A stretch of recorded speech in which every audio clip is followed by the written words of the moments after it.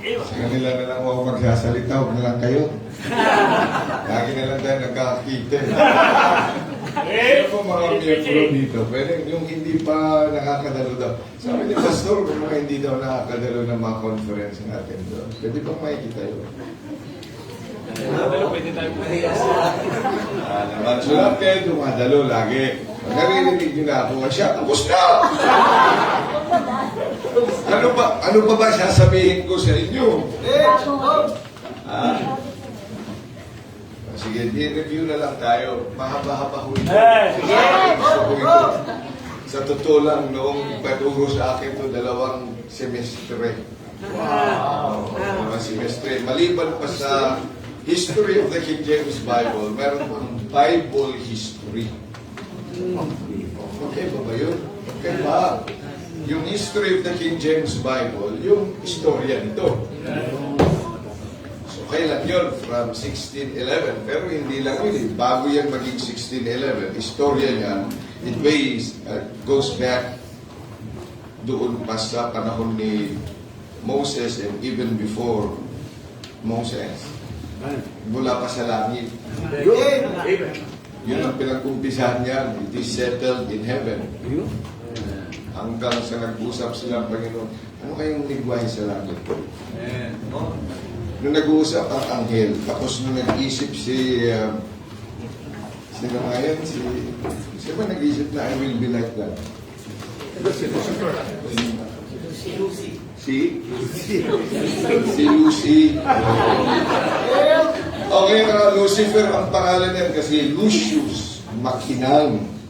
Pero naging madilim siya nung nag-isip siya, I will be like the Most High God. Paano niya kaya sinabi yun at narinig ng Diyos? Maganda parang itig. Ano kaya yung language yun, no? Pagkatapos mag-create na ng Panginoon ng tao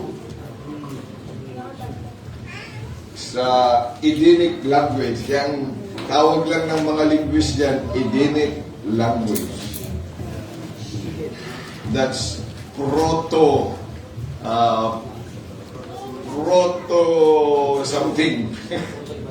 Ha? No. It's a language in itself. Yung lengguwahe, kasi hindi naman kakaagad Hebrew. Diba yung sinasabi kasi nila na pag ang inspired lang daw ay yung Hebrew. Yan lang daw yung inspired. So, ibig sabihin, pag mula noong hindi pa nakararating ang Hebrew, wala pa siyang salita ng Diyos magmula kay Adan hanggang pagdating kay Abraham. Ano? Wala siyang salita ng Diyos. Pagka nung nandun na sila sa Tower of Babel, noong pinaghiwa-hiwalay sila ng Panginoon, magmula doon from Noah down to Abraham, wala pa salita ng Diyos pala. Pagkatapos ng iba-iba pa sila na lengguwahe, ilan man lengguwahe noong pinag-regroup ng Panginoon, hindi niya kinonfuse. The word is confounded. Pag sinabing confound, kasi akala nila, God is not a God of confusion, but why did He confuse the people in the Tower of Babel? Hindi naman kinonfuse ng Panginoon yun. Niregroup lang niya yun, kinonfound. Kasi nga, titigas ng mga ulo. O, kayo lang magkakaintindihan, kayo lang dito, kayo lang, Ilocano, ayan na. Ayan, Tagalog lang. Sige, igurot lang dito, kung wala naman tal. Kaawatan yung tira. Ang kaawatan mo lang, ayan, Ilocano, kung igurot, ay katsala!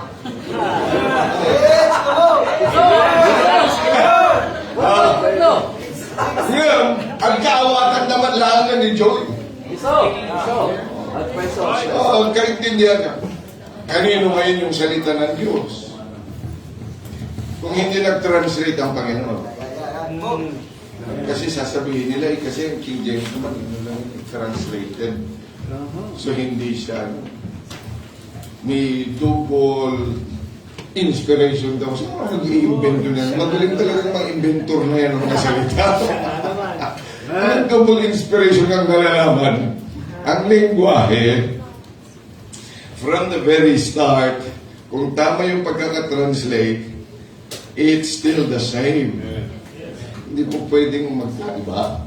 Maliban lang, chismoso ka. Diba? Oo. Kasi, tinanggalan mo ng kama. Naglagay ka ng ano, tapos nung pagkasabi pa, iba pa yung pagkasabi mo. Nung sinabi lang naman hindi, pero ginagawa mo na, hindi!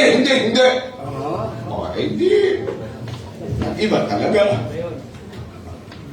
O kaya kung naging asimo ka, yung mga ganung mga klase, nilalagyan mo ng iyong sarili. So mahaba talaga yun, mga saan ba tayo mag-uumpisa yan? Sa langit? Pagkatapos nung i-translate yan, hindi lang naman hindi lang yung Hebrew at saka yung Greek at Aramaic ang inaral nila. Even before that, there were already English translations. Nagta-translate na sila noon, kaya lang ay incomplete. So what did the translators of the King James did or do?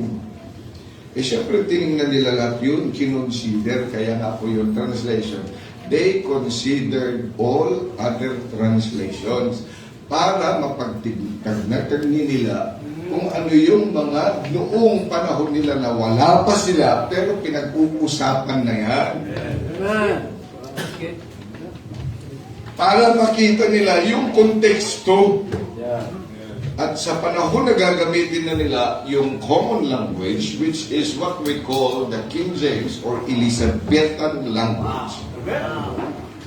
Ito na ngayon, ito yung common language ng tao.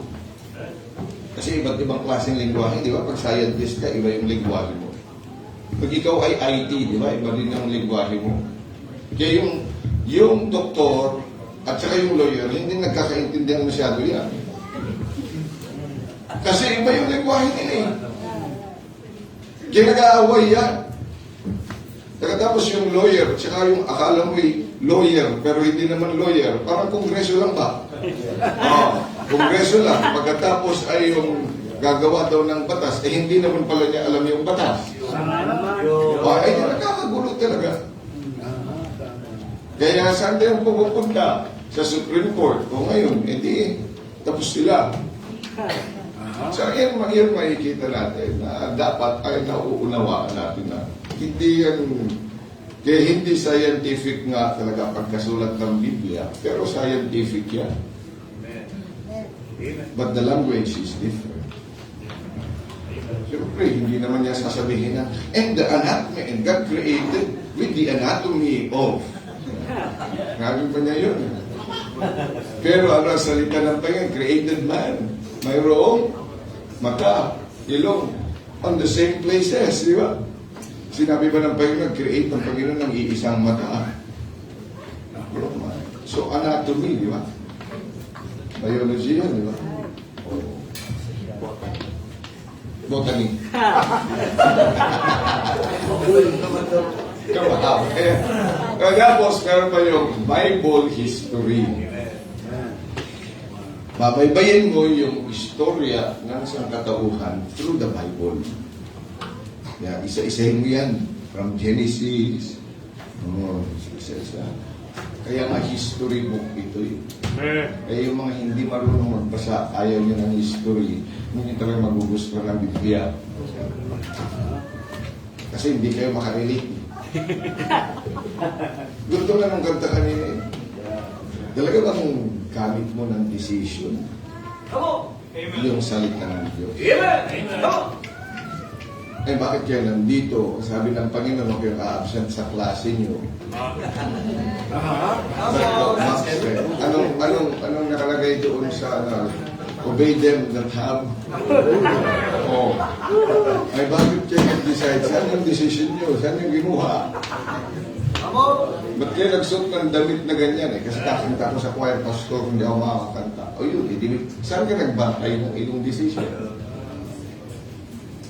Yung girlfriend mo, saan mo siya kinuha? Ay, saan mo siya kinuha? Anong batayan mo? Ikaw nga hindi nagpo-full time, tinawag ka naman sa Diyos, nakita mo yan. Anong batayan mo? Ba't ka nagdadalawang isip? Ganda-ganda nung kante. Papaluha nga ako. Sabi ko, that's really what we lack today. Kasi sa mga tagalang panahon na ako'y tuturo mapatungkol dito, many people really agree with what I say. Pero may kakulangan. Dami din naman nagamit ng King James. Diba, mga kapitbahay natin, may King James. Si Eli Soriano, King James din. Si Kikuloy din. Ang, sino pa ba? Ano yung adventure. Okay.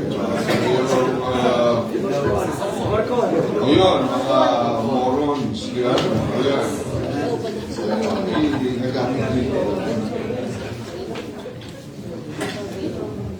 Maraming mga Bible Baptist nagamit din dito.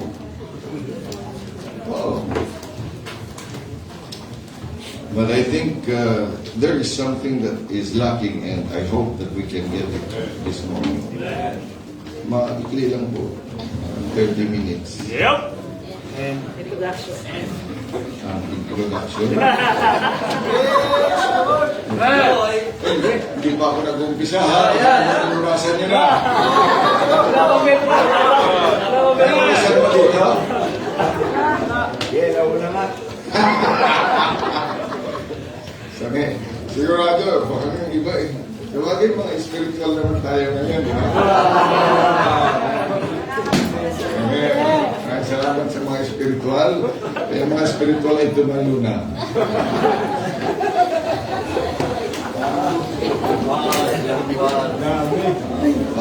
Amen. John chapter 10. Masarap talaga mag-preach kapag walang time limit.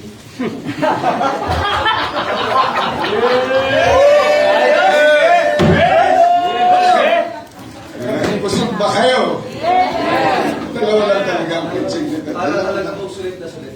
Wow, ang galing na naman. Pwede. Pwede. Pero, mas mahal yun.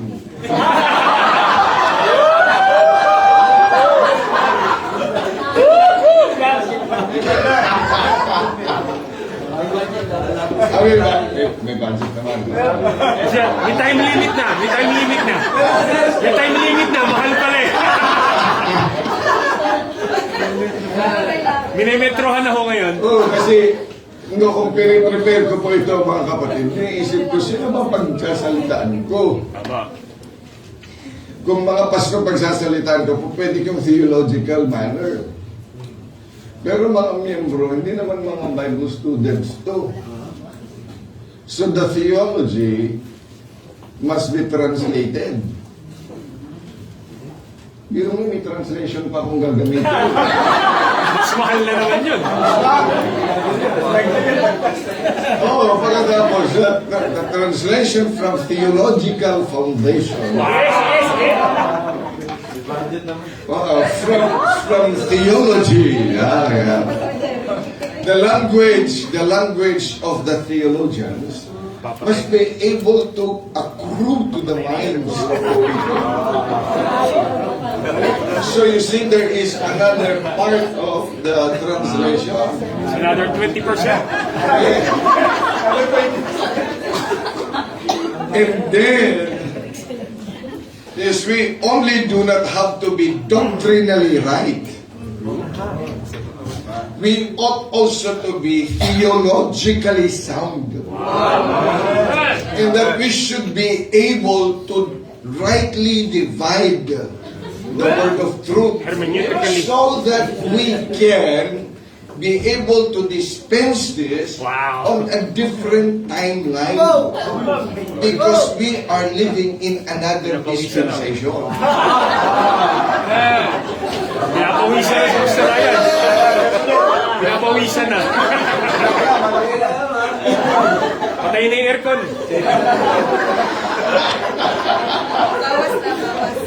Magkatapos, makikita natin yan. You know, from that structure, Wow. from that framework, ay, mahaba talaga to. Simula natin bro. Kaya, pero tatlong bahagi na lang. Wow. I came to a point na, hindi apat pala. Di ba biblical yun? 3 or 4. Sabi naman nga, with the 3 transgression of Samaria and for 4. Biblical yun. Oo. Kaya yung ibang mga pastor, yung last point, ang daming mga other points. Okay. John chapter 10. Isang verse lang tayo. Amen? Sa isang verse lang, kayo parang naiksi. Kasi, yun ang yung magkakasya sa ating isip.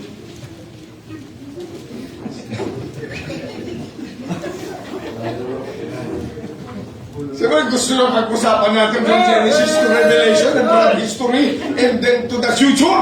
Wow! Hindi talaga tayo matatapos. Yun lang, ito lang. Tulong. Yun lang yung magkakasya. Tapos doon sa verse na yun, sa John chapter 10, hindi yung buo. Hatiin pa natin. Tapos doon lang tayo muna sa may dulo. Amen? Muna. Sa susunod, kung bubuhayin pa tayo ng Panginoon. O kaya, di sa langit na natin pag-aralan yun, di ba? Amen? Okay. Ano, inip na kayo? Natanggal na ako ng nervous kasi ngayon ko lang kayo nakita na. Nervous din. Nervous din kayo. Eh, siyempre, mga bagong mga mukha, hindi ko alam kung ano nasa isip nyo. Sabi nga, alam nyo, sabi nga, pag yung pastor tumayo dito, tapos 100 people, there will be 100 different minds. Pagkatapos ng mga pinanggagalingan ng mga yan, hindi ang hirap talagang bakbakin yan. Mamaya-maya, pag nasa kalagitnaan na, may mga paganyan na. Eh, paano pa yung mailalagay yung hindi ka pa nakakarating sa culminating doon sa pinakapuntos kasi pinakahuli yung puntos. Yeah? Bago mo tumbukin yun eh, tulog na. Pagkatapos habang nagsasalita, ang dami pa niyang naiisip, kada salita mo, may rebuttal yung iba. Tama. At hindi lang yun. Yung sinasabi mo seryoso, napapangiti siya. Bakit? Kasi minaalala siya na narinig niya sinabi itong ganito.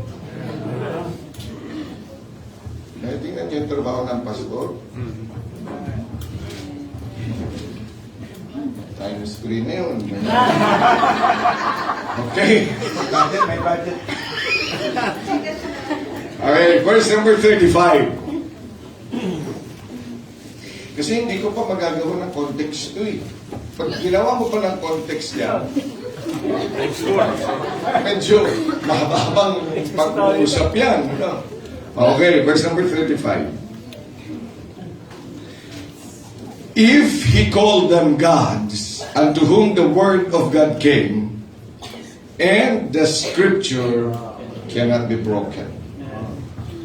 Kasi ang daming bakit tinawag tayo ng Diyos ng Panginoon? Ay, yun, another session yun, ha? Huwag ka na doon. Islam, huwag mo na doon, ha? Saan tayo? Sabi ng Panginoon, kasi inassign sa akin, scripture, kung bihira, scripture, ang haba-haba talaga yung word na scripture.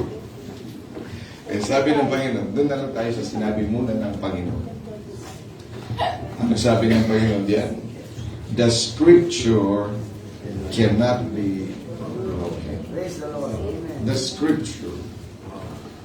Dito, singular lang. Pagkagawa ng Panginoon. Mababasa mo rin sa salita ng Diyos, there are scriptures. Pero dito ay singular. At napakagandang isipin kung saan pinanggagalingan ng Panginoon. At ano ba yung kanyang nais na iparating sa atin. Okay, so atin pong pag-usapan that the scripture cannot be broken. Kasi lang Diyos, pagpalain mo po inyong salita. I ask Holy Spirit to help me out. Para nga po mag-dish out ang naisin mo, intindihan po natin. At hindi lang po madagdagan ang kaalaman, kundi higit sa lahat, that we may know how to treat the scripture that you have given us. Kagaya ng treatment mo nung ikaw po ay nandito. From heaven, and then when you came down and spoke the same holy words, at ngayon, ay sabi mo, the scripture cannot be broken. We are humbled kasi alam po namin ang aming isip, ang aming puso, ang aming pong buhay ay madumi.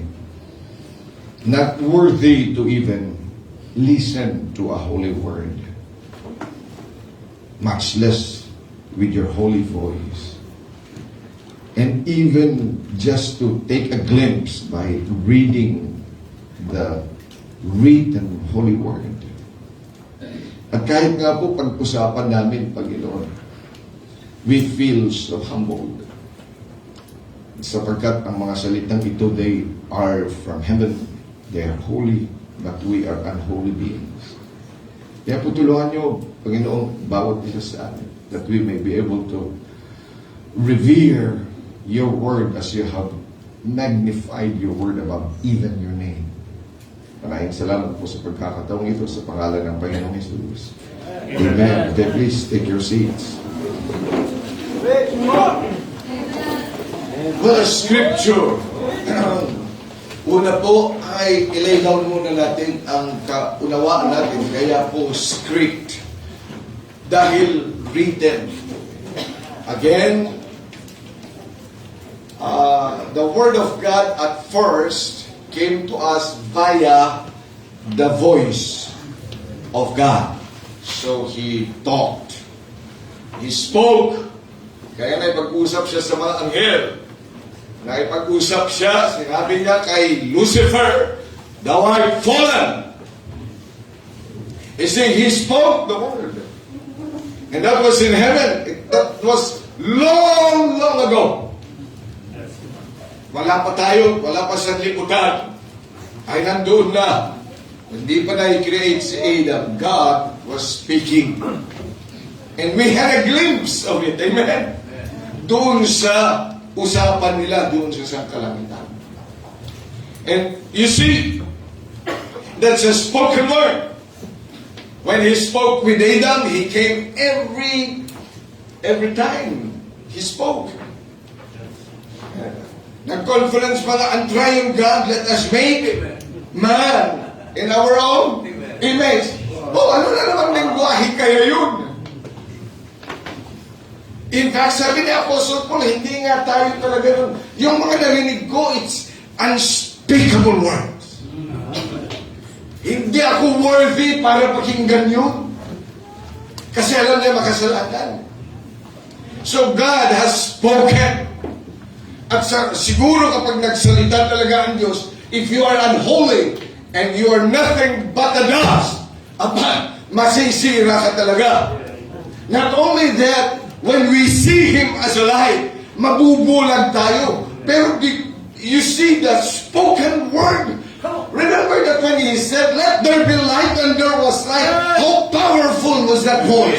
How powerful was that spoken word? Tayo hanggang wish na lang. Wish ko talaga lumiit ng kontingan kasi kanina pa ako nila na may grand. Wish ko lang.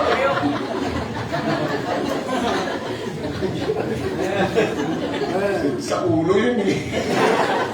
Sa inyo na lang. Okay. Wish ko lang, di ba? Wish ko lang lumaki yung aming simbahan. Oh, I hope let there be big building here. Sana nun. Pero ang Panginoon, ang sabi niya, let there be light. Hindi ba? The spoken word was so powerful. Tapos ngayon, tayo din. nagre-recite, nagsasalita niyan. Sino ba tayo para magsalita ng Holy Word of God? Hirap yata nun. But many people do not understand the gravity of the spoken word. Yes. Nung nag-create siya ng tao, hindi naman yan sabi, and let there be Pastor Ryan. Hindi naman niya sinabi. He even used his palm. Yes. Amen? Para anyuan tayo. At kung iisipin mo, na yung mga kamay na yan na nagforma sa atin, yun din yung kamay na ipinako ng tao. Right? How sinful we are in the eyes of God. Pagkatapos, wala tayo doon sa crucifixion. Pero yung bawat isang kasalanan mo, naisip, nalagay sa puso mo, lahat ng mga yan, yun ang dahilan bakit ipinako ang aking Panginoon. Yung mga kamay na nagporma sa atin, yung kanyang salita na nag-provide sa lahat ng sa atin, yun din ang ginamit ng marami para siya ay parusahan. Yes. See how sinful we are. Pero I believe it on my heart that God really wants to deal with us personally. So you no longer speak the word, kaya ho, doon sa mga salitang yan, from his, kaya nga, siya ay gumamit ng mga propeta. Amen? So he spoke using the prophets, still spoken. He would speak through the animals, still spoken. He would speak to them through dreams. At sinayutay-utay, kinapakita ng Panginoon ang kanyang plano sa atin, ang mga ginawa niya at ang mga plano pa niya para tayo ay mapabuhat, mapaganda ang ating buhay. Amen. Pero nakita rin ng Panginoon that as people are prophesying, may mga false prophet pa rin. Pero itong mga sinungaling na ito, tanda ko nga doon sa panahon ni Micaiah, di ba? Dahil sa mga propeta, against 400 prophets. Have you read that? Di ba? Sabi niya, paano ba natin yan aayusin yan si Ahab na yan para yan ay masira na talaga. And I will be there as a lying spirit to them. Kaya anong ginawa? Hindi lahat ng mga propeta nung mga yun ay mga they don't lies. Maliban sa isa. Tama ba yung aking history? Great. Mga Sunday school teacher, tama ba yan? Sige. Yan may kita natin bilang mga anak ng Diyos na the Word of God, kaya minabuti ka siya na magsulat. Kaya nga Scripture. Kaya sino mga kasal na dito?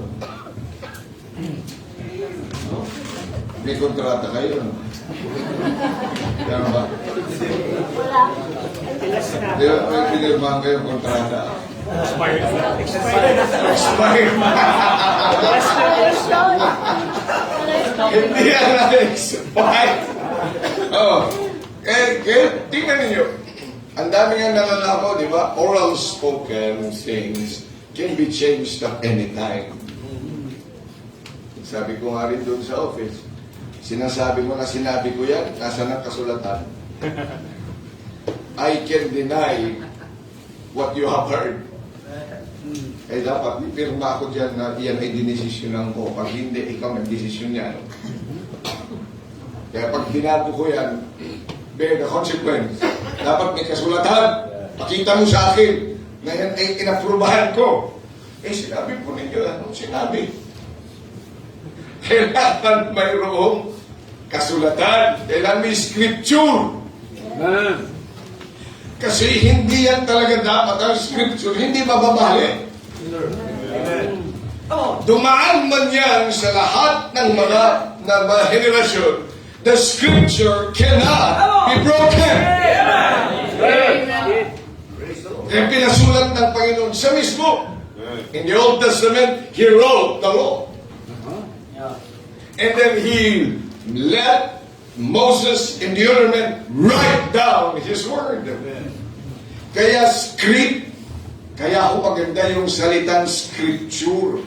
Ibig sabihin, yan ay kasulatan na yan dapat ang ating mga sinusunod. Hindi ba sa mga pinanonood natin?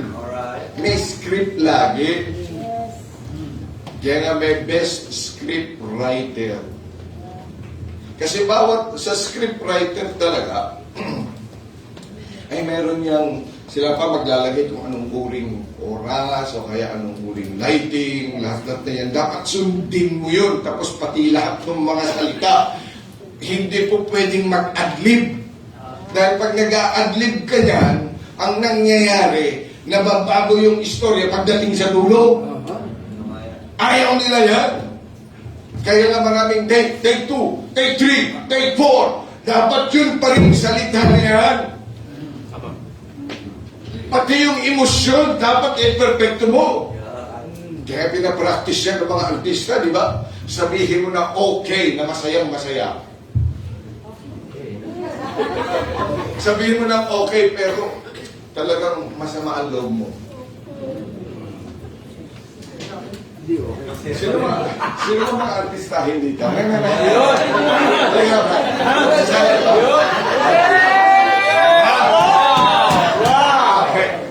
Sabihin mo lang, ang saya sa'yo, tapos okay na okay. Sabihin mo, pero isa lang salita, okay. Okay. Hindi mo masaya, masaya. Masaya. Okay. Ayun, may, okay, parang okay lang siya, pero hindi ka pa naman talaga satisfied. Okay. Sinabi mong okay, pero nabasted ka. Okay.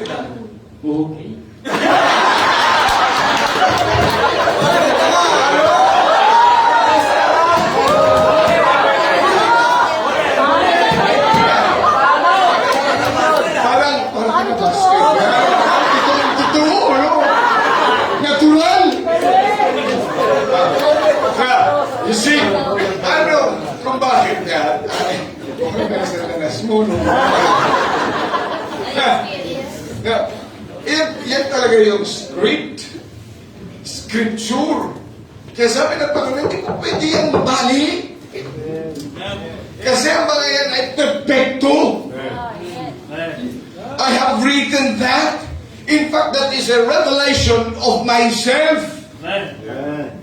Kaya po ang scripture, all things that we read is a revelation of God Himself.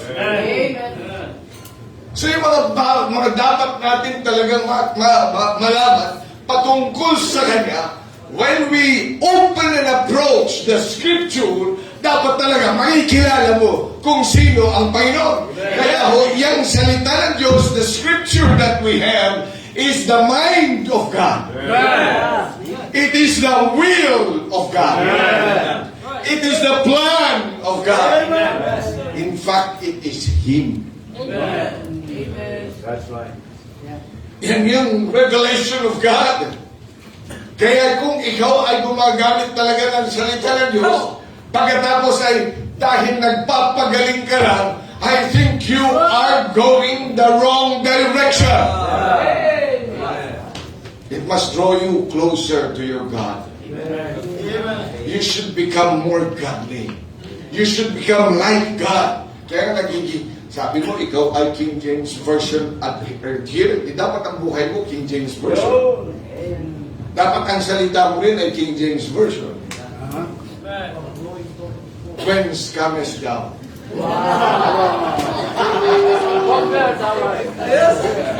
Where art thou, Levi?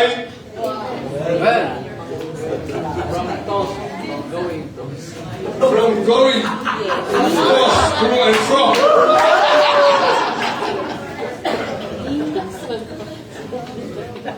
You see, it's a revelation of God.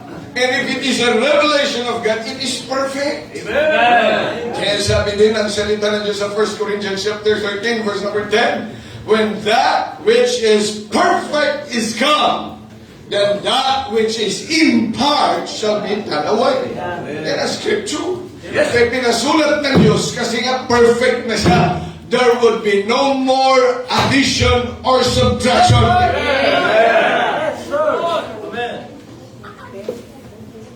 See, pag perfect, ibig din sabihin, walang mistake. Kaya doon pumapasok yung tinatawag nating inspiration. Amen. Kapag yung scripture ay hindi inspired, hindi mali. Yeah. Theologically speaking, Sige. if the scripture is not inspired, then it did not come from the very mouth of the Lord. Therefore, if it did not come from the very mouth of the Lord, then it came from other sources, and that source, therefore, is mistaken. Sasabihin ng mga pastor na hindi inspired. Ay, di wala talaga tayong perfect Word of God. Where is it? Kailangan ko bang pumunta kay Hebrew, at saka kay Aramaic, at saka kay Griego para lang makaintindi? Kaya nag-aral pa sila ng Greek. Eh, samantala ang sabi ng Panginoon ang kanyang salita para sa lahat.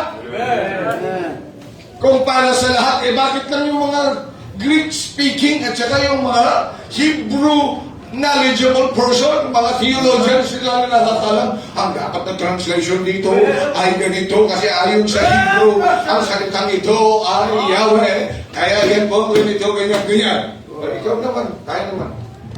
Kasi wala tayong alam na Hebrew. Ano lang alam mong Hebrew? Kape. O Aramaic kaya, Aramaic. May alam kang Aramaic? Hindi, ara. O, Greek kaya, Greek. Yogurt.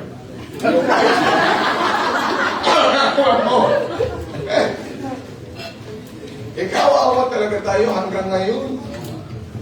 Kasi wala naman pala tayong inspired. Pag hindi inspired kasi ibig sabihin may mistake, kaya hanapin mo, tama kaya ito? Lagi na lang pag nagbasa ka, tama kaya ito? Ito kaya ay galing sa salita ng Diyos. Yes, sir. Baka naman isiningit lang nung iskriba at saka inilagay lang dito nung mga priest. Baka naman ito ay idinagdag, baka naman hindi talaga. Ay, lagi ka nagbabasa ng salita ng Diyos, in the beginning. Totoo kayang in the beginning ito, baka naman in the beginning. Ano kaya ito? Or in the, ano kaya yun? Kasi hahanapin mo ba, you become a judge of the Word of God, of the Scripture, samantalang ikaw. Dapat ay isinulat na ng perfect author na. Pagkatapos andun ka at magsasabi na, hindi, dapat ganito yan. Mali yan, Diyos. Mali yan, Panginoon. I think this is what you meant. Ako? I think this is what you meant.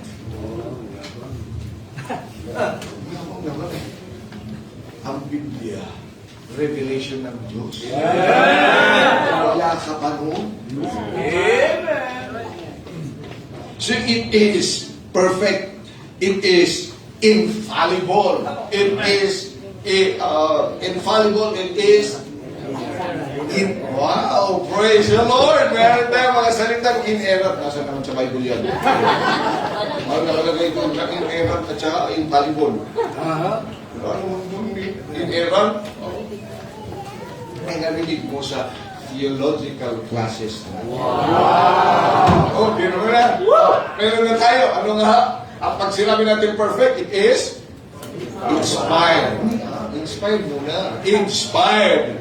Dahil inspired, ang ibig sabihin, infallible. Hindi magtuturo na mali. Amen? Meron na kayo, dagdag na sa CV. Oo, para sabihin mo din yung ba? Nagkagaling-galingan ito. Oh, the word of God is infallible. Hanggang doon ka na lang. Okay na, ayos na. At least meron ka na alam. Gagaling naman nila. Gusto nilang meron daw tayong alam. Wala lang naman na. Yung mga taga-CBBC, wala namang alam yan. Kundi mag-soul-winning. Amen. Oo, meron naman. Inspired. Meron pang pangalawa. Infallible. Ano ibig sabihin ng inspired? Not only infallible? Inerrant mayano. Nagtaka natin? Confluent. Ano naman yung confluent na yan? See? Galing sa CBBC yan. Confluent. Siyempre yung dalawang agent. Kaya nga ho, nandun lagi ang guide ng Panginoon, hindi siya umalis. Kaya confluent, siya talaga kasi yung pasimulo ng lahat ng mga bagay na yan. Kaya nung isinulat na yan, he was always there. Kaya perfect, kaya wala ka talagang makikita. And it's also complete. Kaya nga sabi ng Isaiah, hindi niya makakailangan ng kapartner. Oh, kaya okay lang kung nabastard ka, bro. Hindi mo kailangan daw ng kapartner. Ay, hindi. Ang lalaki kailangan ng kapartner. Pero yung salita ng Diyos, hindi niya kailangan ng nobena. Hindi niya kailangan ng Book of Mormon, siyang pasugo. Hindi yan kailangan para maintindihan mo yung turing bantayan. Para maintindihan mo ang salita ng Diyos, kaya may turing bantayan. O kaya yung iba't ibang mga libro, para daw maintindihan mo yung daily bread. Kasi, hindi ko alam, nag-daily bread pa kayo ngayon. Dapat ang daily bread mo, ito. Paano ko maintindihan, Pastor? Kasi English, nakakaintindi ko nga ng mga Superman eh. Maintindihan mo rin yan dahil meron kang banal na spirito.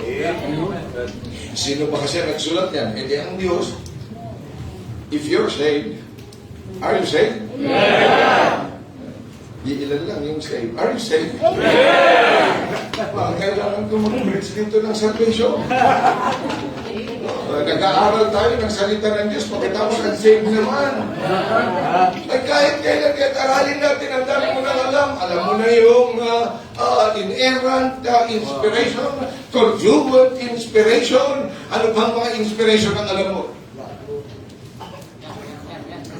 Pagkatapos ay, are you saved?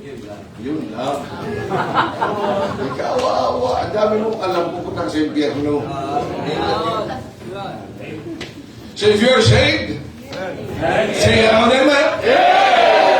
So it is complete. Wala, hindi na kailangan pa ng iba pa. It is also immutable. Wow. Pero nasa salita ng Diyos yan. Nasa improves. Pag sinabing immutable, it's permanent.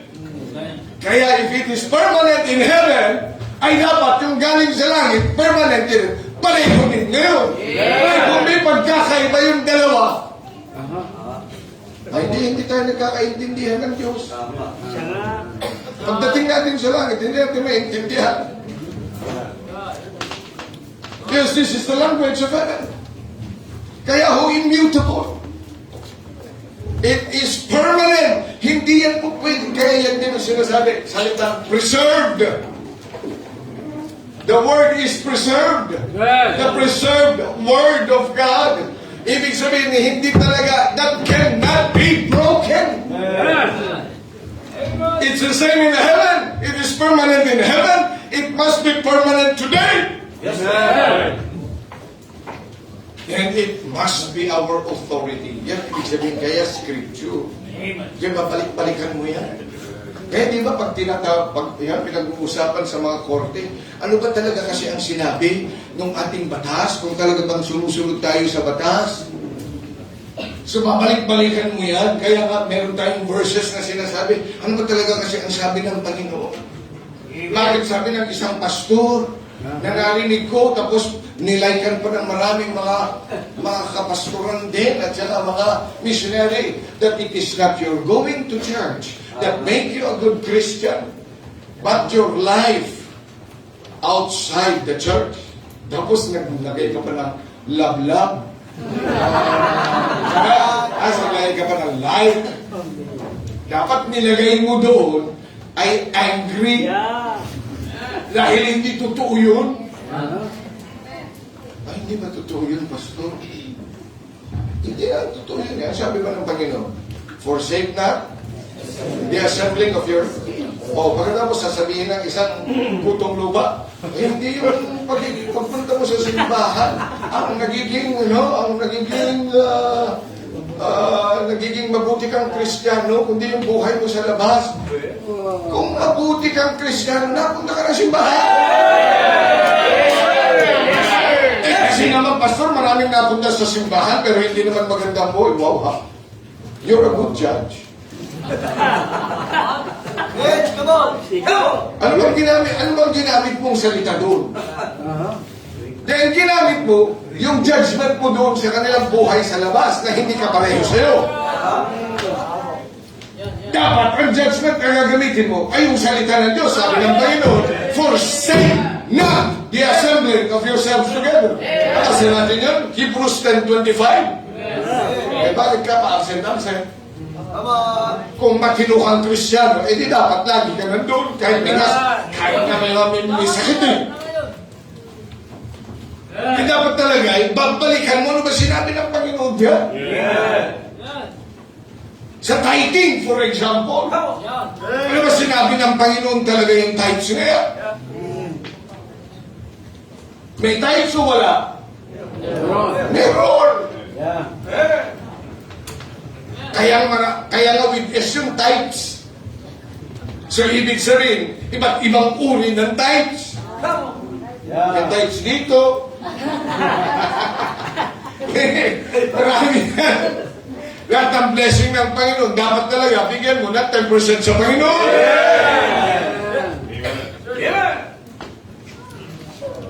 Bilang mga anak ng Diyos, dapat meron ka talaga. That's your authority.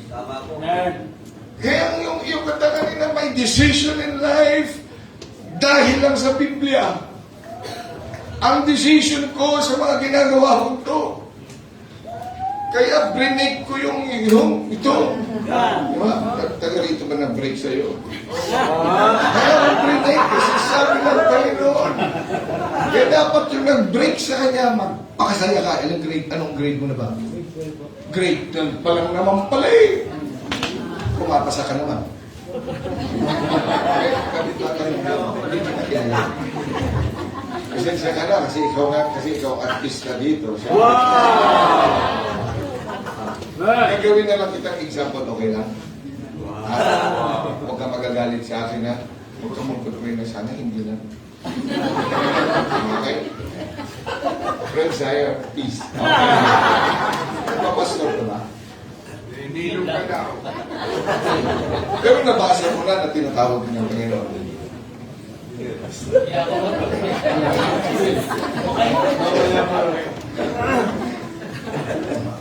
Pero alam niyo, kapag tayo ay magdi-decide talaga magdi-decide tayo bagay sa salita ng Diyos. That's right.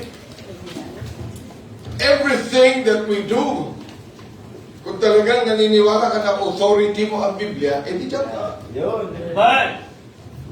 Sa salvation nga, no? Di ba? Dami-daming mga idea tungkol sa salvation. Maliligtas ka, nagdagdag pa si Soriano, di ba? Ang dami nga mga idinagdag.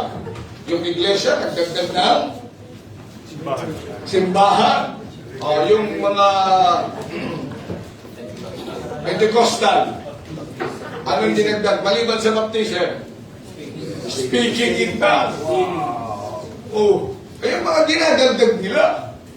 Pero makikita natin, sabi ng Panginoon, sabi ng Philippian jailer, what must I do to be saved? Believe in the Lord Jesus Christ, and thou shalt be saved.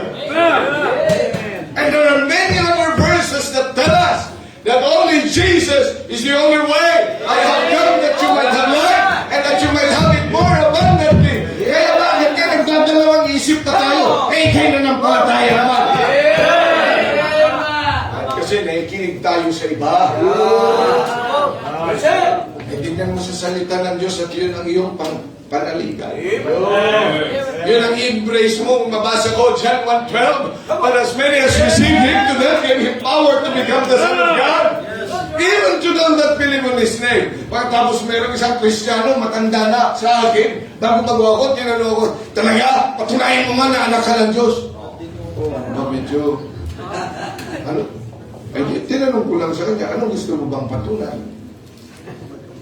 Ano ang patunay ang gusto mo? How will I prove it? Ano gusto mong pampapatunay? O nung isip din siya, ay hindi niya alam. Ano ka bang patunay? Para mapatunayan ko sa iyo na anak ako ng Diyos. Pero may patunay ako. May record ako. Ayan, John 1:12. As many as received to them, gave Him power to. Sinabi pa ng Diyos yan, naniniwala kang Biblia, salita ng Diyos. O sabi niya, sino mang tumanggap ay maging anak ng Diyos. Ay di, sino man na yun, hindi ilagay ko pangalan ko. But as Arnold received Him, ay di Arnold became what? Was given the power to become the child of God. Ano ba sabi ng John chapter 6? He that cometh to me, I will in no wise cast out. Oh, lumapit na ako. Nandun ka ba nung lumapit ako? April 13, 1995, lumapit ako alas 10 ng gabi. Wala ka doon. Pero lumapit ako. Alam ko ang aking Panginoon, nandyan lang siya. Nakikinig sa akin. Ano ba sabi? First John. O ano? Ano pa? Ano pa patunay? Gusto mo? Saan ka ako kukuha ng pagpapatunay na anak ako ng Diyos? Ako'y pupunta sa langit na ako'y pinatawad. Saan ako kukuha yan? Hindi sa salita ng Diyos. Siya kasi nagsabi, kaya maraming salamat, meron akong salita ng Diyos. Yes, sir. Because it is a word of authority. Amen. At maraming salamat, yan po ang King James Bible. Amen. Amen. As I have said, it is the King James Bible is a perfect translation. Right. I say that without apology. Amen. Because if these were not a perfect translation, then there is a mistake in it. Then it cannot be trusted. So nasaan yung itatrust ko na translation? Saan? Alin? NIV? Ano itatrust ko? What? Saan tayo kukuha? Saan? Good News Bible? Living Bible? Ano ba? New World Translation? Ano? Nasaan doon? Wala ka namang may pakita. But the King James Bible is a perfect translation. Because God said the scripture cannot be broken. Ibig sabihin, hindi yan matatapos. Hindi dahil sa wala doon sa Hebrew ay matatapos na ang salita ng Diyos. Yes, sir. Yes, sir. Cannot be broken. It's a perfect translation. Bakit ito? Well, technically, may pa-technical naman. It is formally translated. Ano ba ang formal translation? Hindi siya transliteration. Kung ano lang yung marinig mo, ay yun na magta-translate. Di ba? Maraming nagta-translate na kaya na. Ano daw sabi? Maganda daw. Sabi niya maputi. Maganda ba siya? Babae. Formal translation, yung sense, yung order ng word, the exact word, these were translated into the English language. Kaya formal, kaya ang hirap nilang i-translate yun. Okay, at kung gawin mo yan sa Pilipino, from English to Filipino, may hirapan ka talaga. Yan ang aking assignment doon sa inyo, di ba? Sige nga, i-translate mo sa English, pang ilang presidente si Marcos? How many, hanggang ngayon? How many president? Hanggang ngayon, assignment, hindi pa rin sila. Hindi pa rin sila na ita-translate ng tama. Ang hirap naman talaga yun. Exact na translation. Kasi hindi kaya ng ating lengguwahe. Pero kaya ng English language from Greek and from Hebrew. Dahil yun ang pinili na ng Panginoon. Because our Filipino language is still so small that we cannot really perfectly translate. English nga lang. Oh. Are you ordained or are you elected? Ano different? Elect ba talaga yan? O ordained? O paano mo itagalog ang elect? Binoto. Yeah, elect. Yeah, ano, elect. Hinalag. Hinalal. Eh, ordained. Tinalaga. Pareho lang yun.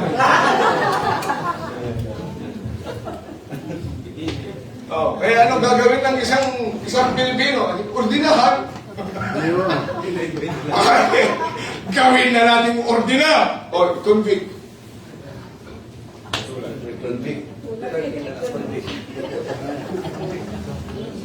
And he shall convict you with your sin and righteousness. Ano ang salitang convict? Lahatulan. Kaya sabi niya, convictito! Ano niya? Oh, yeah. Ngayon nga, kasi imperfect pa yung lengguwahe. Amen! Hindi niya kakayanin yun.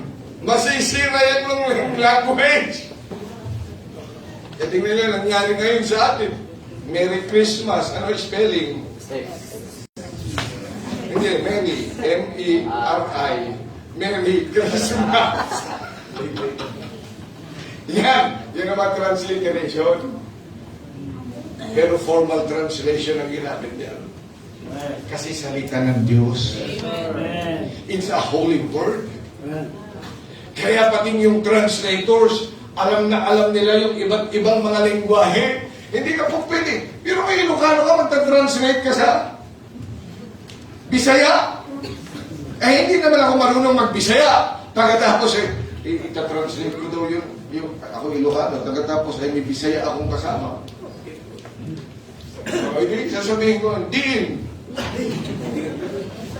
Ayun pala, idinin. Ayun pala sa Bisaya, ay doon. No? Saan pala? Saan? Saan? Hindi magkakaaway talaga yung dalawa. Pero ito pa, translators ay pinili na 5 lengguwahe ang alam. Pagkatapos ito nagsasabi, alam mo, na-mistranslate ito ng mga taga-King James Bible. Na dapat ang tamang translation. Bakit? Alam mo, ilan bang lingwaheng alam mo? Yung mga ito, alam nila Kali. Alam nila ang English. Alam nila ang Hebrew. Alam nila ang Aramaic. Alam nila yung mga cognate languages. Pag sinabing cognate languages, mga lingwahe bago pa mag-Hebrew. Mga lingwahe bago pa mag-Greek. At hindi lang alam, kundi nakikipag-uusap sila.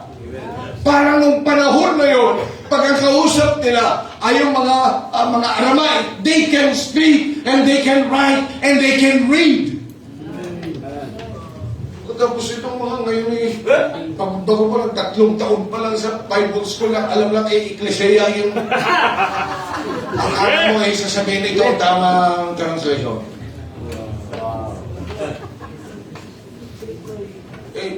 Alam lang naman yung salita, Ilocano, tsaka Igorot. Wala namang iba. Oh. Salitang kanto pang alam. Oh.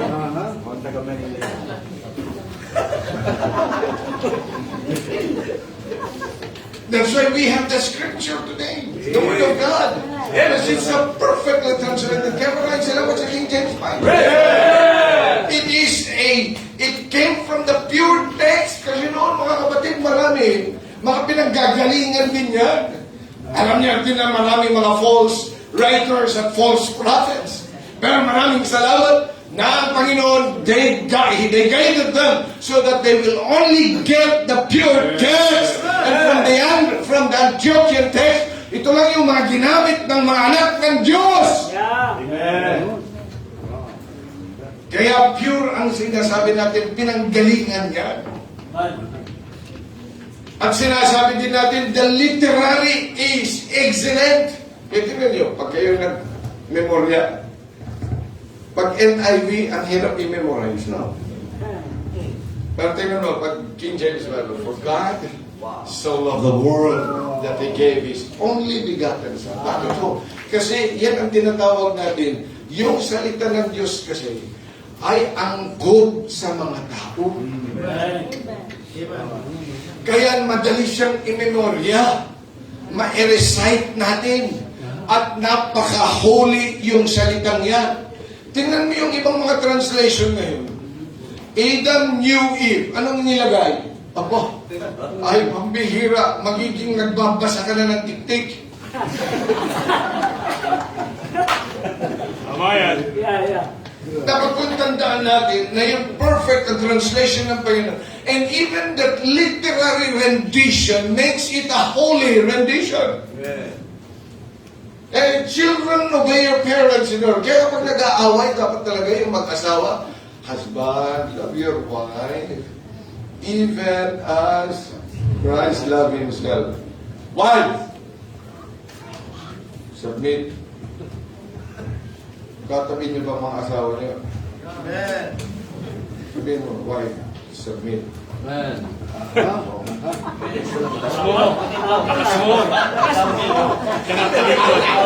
Natalikod ka eh. And ang sinasabi.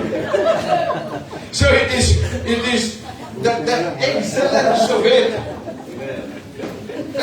Romans 3:23, for all have sinned and come short of the glory. These are perfect, literary, excellent translation. Kaya masarap yan sabihin. Kaya hindi nakakahiyang i-memorya. Yes, sir. Hindi, mataas na uri na lingwahe. It is an Elizabethan language. It is a holy language. Ang pagkakagamit niya. And it is also a common language. Hindi siya kinakailangan na professional lang ang makakapagsalita niya. Tama. But even the unlearned can speak that with wisdom.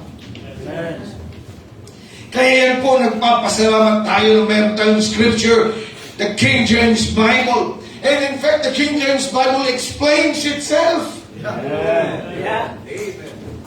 Kaya nga, redundant yan, di ba? Paulit-ulit, no? Eh, siyempre, kung paulit-ulit yan, parang nanay lang yan. Kung hindi mo pa yung naintindihan, eh, di may kalalagyan ka talaga. Ulit-ulit lang talaga yun, eh. Kasi meron nag-i-edit doon kaklase ko, sabi sa akin, alam mo, napaka-redundant naman yan. Bakit din kailangan? Dapat ano yan, baguhin na natin. Sabi ko, ano ka, Diyos? Kaya nga ni-redundant ng Panginoon yan para maintindihan mo. Redundancy is actually a built-in dictionary. Yes, sir. Wow. Akala kasi ng iba, malaintindihan mo ang Biblia kapag meron kang thesaurus, intindihin mo yan kasi may built-in na yan. Hindi pa paano yan pag hindi ka pala maghahawak ng mga lexicon. Kaya sasabihin ng pastor, okay, bring your lexicon on Sunday. Letter A to Z. Pag-aaralan natin ang atonement. Andyan sa atonement. Andyan na yan. Dinefine na ng Panginoon ang atonement. Yes, sir. Nagbigay na siya ng mga example. Nagbigay na siya ng mga gagawin.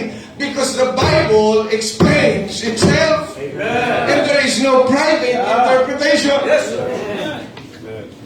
Kaya pwedeng mag-isa lang ang King James Bible. Kaya pag may mga pastor na nagtaas ng ibang libro ako yung nagpapasalamat na si Dr. Ed, hindi siya nagtaas ng ibang libro. Amen. Amen. Wala sa dala-dala, kundi ang King James Bible. At yun ang pinagpasalamat ko talaga sa Panginoon. Kasi marami akong nakikita ng mga pastor, ang sisikat din, pero alam mo kung minsan, ang dala-dala nila, sasabihin pa, ito basahin nyo, ito basahin nyo. Pero ang ang pastor, lagi niya sinasabi sa inyo Bible. Yes, sir. Yes, sir. Amen? Amen. Sana pag naging writer na kayo, pastor, kung basahin niyo nga ito, ito ang aking mga isinulat. Sana. Mga construction. Okay, sige. Alam niyo, napakaraming mga punctuation. Ano naman punctuation yan? It is, again, a self-explaining text. Kaya basahin mo pati yung kama. Dahil pag hindi mo yung nakikita, ang nangyayari, nasisira din tayo. Kailan ka ba dapat maligtas? Ngayon o bukas o next week? Kaya sabi natin, di ba? Kaya pag yung mga hindi nagbabasa ng Bible, di ba sabi ng mga saksi, hindi pa naman tayo ngayon maliligtas na. Ang sabi ng Panginoon doon sa tao, kasama niya doon sa krus ng Kalbaryo, sinasabi ko sa iyo ngayon, makakasama kita. I say unto you today, thou shalt be with me in paradise. Ligtas ka na ba talaga? Ay, nabasa mo yun, di ba? Kasama niya? Ano, nabasa mo, Brad? Ikaw ulit, ha? Nabasa niyo? Ang sabi ng Panginoon, today, thou shalt be with me in paradise. Sinasabi ko sa iyo, today, thou shalt be with me in paradise. Ano ibig sabihin? Sinasabi ko ngayon sa iyo, thou shalt be. Ano ibig sabihin? Future. Future, di ba? Oo. Tapos sasabihin mo, save ka na. Mali kayo eh. Kaya mabaptis. Ano?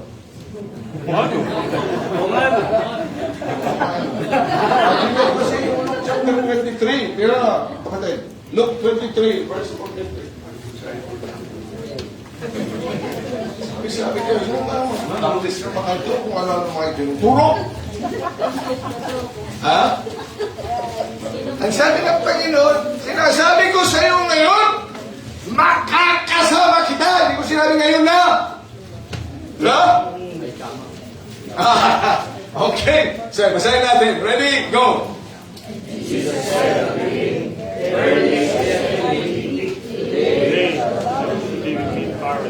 Okay. Nasaan yung kama? Di. Sinasabi ko sa iyo.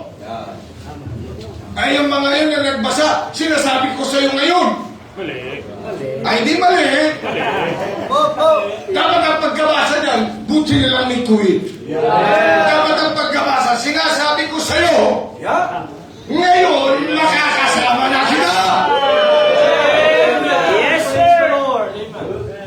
Para lang yung mga salita, I don't want to see you go. Diba? Guys, I don't want to see you go. Nakaganyan. So ano ibig sabihin nun? Ayaw niya siya kumalis. Ayaw ko makita umalis. Ayaw, dito ka lang. Di ba? Eh, nakalimut. Eh, nilagyan mo ng kama doon sa... I don't want to see you. Kama. Go! Okay. Tama. Ano lang ang nag-differentiate? Kaya kayo mga hindi nagtitingin sa kama, lagi ka na lang, pag nag-preach na gusto mo nang humiga sa kama, dapat matuto ka. Kaya basa ng Biblia mo, hanapin ko yung mga punctuation marks. Good. Because it will guide you to a better place. Amen? And in fact, it guides us to misunderstanding. Tingnan niyo, pag binasa mo, ginagamit nitong sino to? Mga naniniwala na nawawala ang kaligtasan, yung sa John chapter 15. Pag ikay nag-backslide, hindi outer darkness, sa John 15, kundi apoy. Sino backslide dito? Pag kayo nag-backslide, sabi ng Bible, yung mga backslider, pupunta na. Sige, John 15. Tingnan mo, Brad. Kaya, huwag kang mag-backslide, ha? Oo. Ano sabi ng John chapter 15? Verse 6, if a man abide not in me, he is cast forth as a branch, and is withered, and man gather them and cast them into the fire. Oh, Ano? pag ikaw ay karnal ngayon, wala ka, you do not abide in Christ. Aba, ay pupunta ka sa impyerno! Tama po. Oh, akala natin, di ba, impyerno yun, no? Pero, pag binasa mong maigi, ano nakalagay? Man shall gather them. Sino naglalagay ng tao sa impyerno? Angel. O tao ba? Ang nakalagay, man? Di ibig sabihin, hindi impyerno yun. Yeah. Yes, sir. Because angels put his unsaved to. Pero kaya nga, ang salita ng Diyos, redundant. Ang salita ng Diyos, napakahalaga. Yung mga salita niya. Yeah. Yes, we have a perfect scripture. Amen. Amen. Amen. Praise the Lord. Kaya nagpapasalamat. Pero, with all its perfection, do we have the same care as the Lord had? Come on. Ang sabi niya, the scripture cannot be broken. So how did he care for the scripture? Look at Matthew chapter 21, verse number 42. Malapit na tayo. Matthew chapter 21, verse number 42. Ang sabi ng salita ng Diyos. Jesus said unto them, did you never read in the scriptures? Ito mga tatalino ng mga ito, ang dami nilang mga alam. Ang dami nilang mga alam sa kultura, ang dami nilang mga alam doon sa kanilang profession, pero sabi nila, did you never read? Ano, hindi ka nagbabasa ng Biblia mo? Yeah. Do you really read your Bible? Do you read it every day? Parang walang nasa Come puso. on. Yes, sir. Pinabasa mo ba talaga yan? Do you have a Bible reading schedule? Na hindi lang paglinggo, kundi araw-araw na ginawa ng Diyos, ay dapat may Bible reading ka. Na kahit po yan, ay hindi yung inassign ng iyong pastor na dapat ituro mo. Maraming mga Sunday school teacher ang magbabasa lang yan pag Saturday na. Maraming mga choir member kakanta pa ng the Bible stand. Hindi ko sinasabing kayo. Pero kung kayo yun, kung kayo yung magbago kayo. Pero, ayan, tingnan niyo. Marami talagang, meron din mga Bible. Pero kailan lang yung nagbabasa? Do you read it? Kasi pastor, ang hirap maintindihan, ang pinag-uusapan, reading. Yeah. Hindi yan sinasabing understanding pa dyan. Pero kailan, papagbasahin mo. Amen? Kailan mo ba naintindihan yung mga supplement o kaya yung mga elements ng milk nung baby ka? Kaya pagkatapos yun ang laging binibigay sa'yo. Sinabi mo, handali lang po, mama. Ano ba mga content niyang milk na yan? Let me understand before I take it. Wow. Ay, pag hindi mo naintindihan, sige lang. Well, tinanong mo na rin ba yung kanin na kinakain mo kung ilang carbohydrates meron yan? Ilang calories ba kayo? Ano ang carbon nito? Oh, ano mga sugar nito? Ano mga sugar content nito? Oh, nag-analyze ka bago ka kumain, mamaya na kung makakain ka. Pagkatapos taas pa naman ang blood sugar mo, tapos high blood ka pa. Sino kaya yun?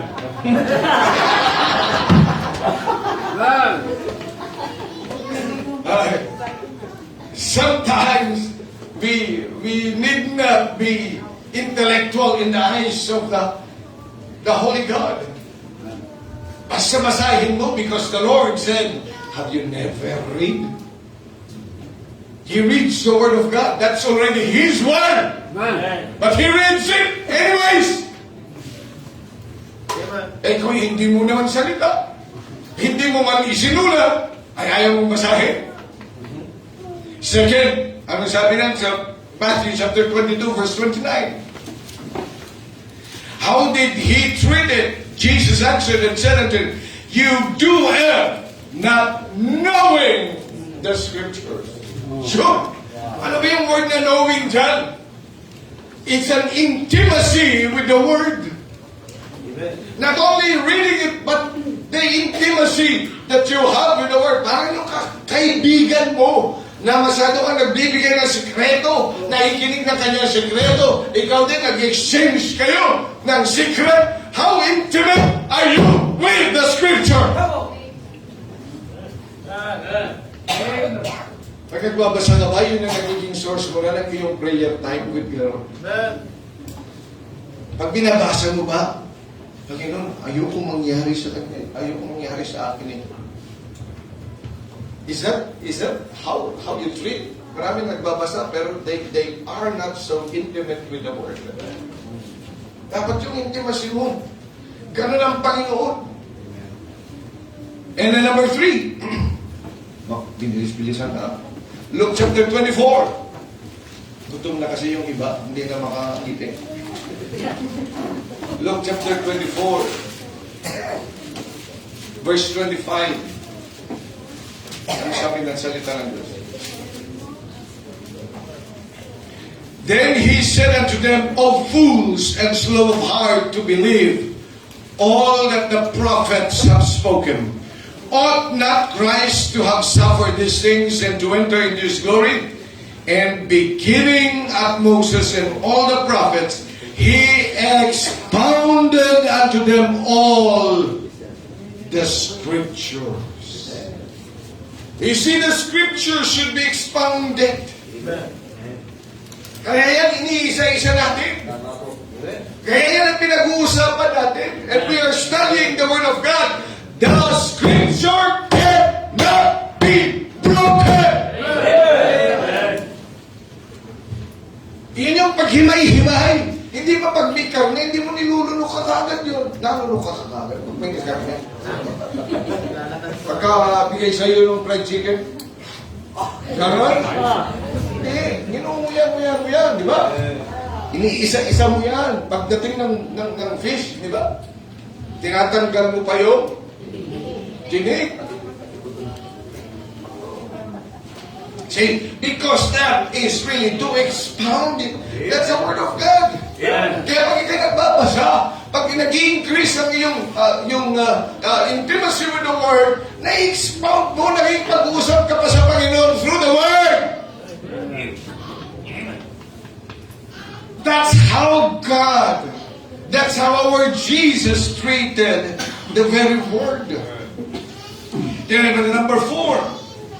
In verses 44 to 47, still in Luke, ano sabi ng salita ng Diyos?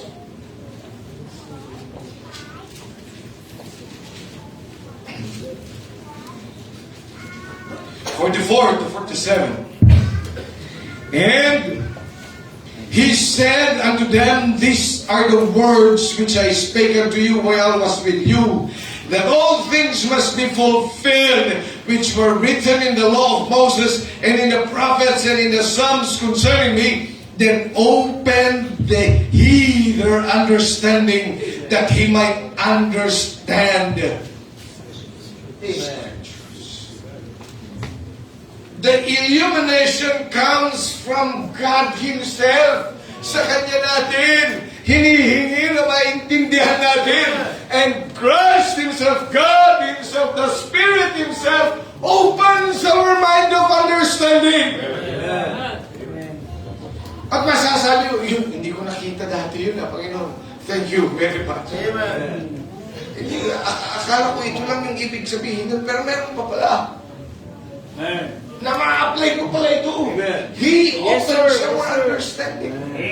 Kaya yung salita ng Diyos sa'yo ay hindi nagmamaliw. Kahit paulit-ulit mo pa yung minimemorya. Kahit ilang ulit mo yung pinagsasabi, Romans chapter 3 verse 23, lalo na kapag ang iyong mga bisinisyeran, hanggang sa makikita mo, wow, pambihirang salita ng Diyos! Yes, sir! Yes, sir! You are growing with your soul, winning with justified Roman road. Amen. Hindi Hindi lang in-depth, kundi larger views. And then, number 5, tingnan po ninyo, Matthew chapter 26. Or Matthew chapter 5. Matthew chapter 5, in verses 17 and 18, ang sabi ng salita ng Diyos, think not that I am come to destroy the law or the prophets. I am come to destroy, I'm not come to destroy, but to fulfill it. Is that our desire to fulfill the very word? Amen. Ang gagawin ko, pag-aaralan namin ito, pero gagawin ko. Amen. Handa ang puso ko na gawin. Handa na ito ngayon ang sasusundan ko. Handa ako, Panginoon, na ito ngayon yung aking desisyon at ito yung ipamumuhay ko paglabas. Amen. That's how He treated it. The Word of God. And then in Luke chapter 4, as we increase our love, and there was delivered unto him the book of the prophet Isaiah. And when he had opened the book, he found the place where it was written, the Spirit of the Lord is upon me, because he hath anointed me to preach the gospel to the poor. He hath sent me to heal the brokenhearted, to preach deliverance to the captives, and recovering of sight to the blind, to set all at liberty them that are bruised, to preach the acceptable year of the Lord. Verse number 20. And he closed the book, and he gave it again to them, to the minister, and sat down, and their eyes were fastened, and the eyes of all them that were in the synagogue were fastened on him. And then verse number 21. And he began to say unto them, this day is this scripture. Amen. Anong tinuturo ng Panginoon? Every time we open the Bible, every time we read the Bible, every time we try to understand the Bible, every time we expound the Bible, every time we read it and sing about it, we see Christ. Amen. Ano bilang mga mananampalataya, dapat talaga siya nakikita. Amen. Sabi nga ng isang preacher, wherever part of the Bible is open and the preacher preaches every word or anywhere, dapat kita mo ang Panginoon. Amen. Yes, sir. Yes, sir. Nagturo ka kay Moses, dapat ka nakita mo ang Panginoon. Nagturo ka kay Paul, hindi mo nakita yung greatness ni Paul. Ang nakita mo is the greatness of God. Pag pinag-usapan natin si Job, hindi tayo namangha sa kakayanan niya to withstand the extreme, excruciating pain in his life. But may see Christ. Amen. Kaya bilang mga anak ng Diyos, the more, that's why the scripture was given to us, and the scripture cannot be broken. Because it is Christ himself. Amen. Yan din nagpapasalamat na meron tayo yan. Kaya huwag kang bibitaw. Yes. Sa salita ng Diyos. Amen. Dahil ito, ang daming sumisira, gustong sumira, kasi gusto niyang sira, na hindi ka magtalabi. Amen. Yes. Yes. Who gave himself for you. Died for you. Lahat ay ginawa ng Panginoon. He made us. He made everything for us. Nung tayo nilakaw ng kaaway, ng kasalanan, He did everything, even being humiliated, coming down like a man. Amen. Born of a woman, and then even being born as a slave, and He did not mind it, and dying the death. That's excruciating death at Calvary. Amen. That humiliating death, the lowest kind of a death. He did it all for you and for me. Yes, sir. And Amen. so He has made sure that we have the written Father, and Spirit. That every time we open it, oh Lord, this is you. I should be like you. So, It's good, preaching. Dakilang Diyos, maraming salamat po ulit sa pagkakataon po ulit. Bless mo po ang invitation sa pangalan ng Panginoon Jesus. Amen.